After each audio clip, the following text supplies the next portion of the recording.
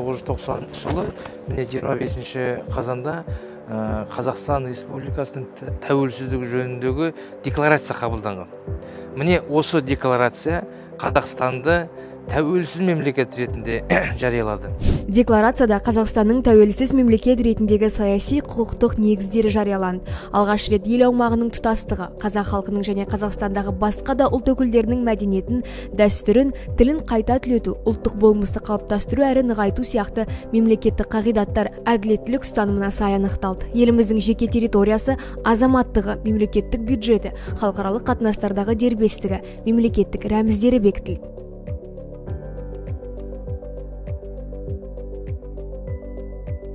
Дүние жүзі мемлекеттері Қазақстанды тек қана тәуелсіз мемлекет емес, сонымен бірге дүние жүзілік саясаттағы өзінің рөлі бар, ерекше мемлекет ретінде қазір танып отыр.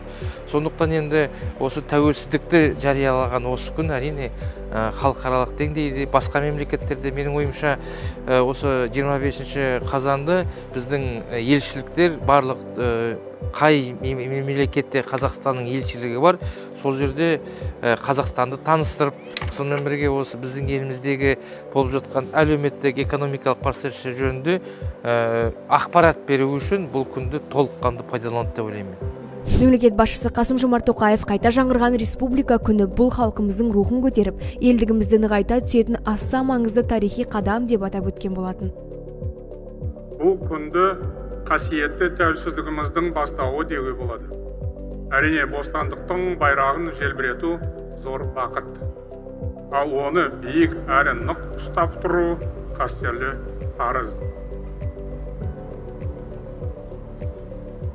Мемлекет болғаннан кейін, тәуелсіздік болғаннан кейін әрбір адамның осы Қазақстанның тәуелсіздігінің ол құндылық екендігін және мынау дүние жүзінде тәуелсіз мемлекеттердің өзінің нық фундаменті болатындығын, Қазақстан осы солардың қатарындағы тәуелсіз мемлекет екендігін айқындайтын бірден-бір дата болып табылады.